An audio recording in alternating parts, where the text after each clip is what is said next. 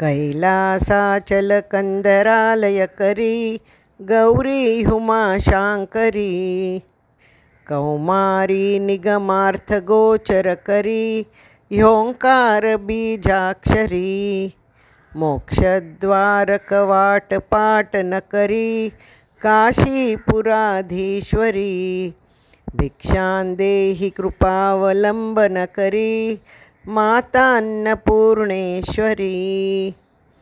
अन्नपूर्णे सदा पूर्णे शङ्करप्राणवल्लभे ज्ञानवैराग्यसिद्ध्यर्थं भिक्षां देहि च पार्वती माता च पार्वती देवी पिता देवो महेश्वरः बान्धवा शिवभक्ताश्च स्वदेशो भुवनत्रयम्।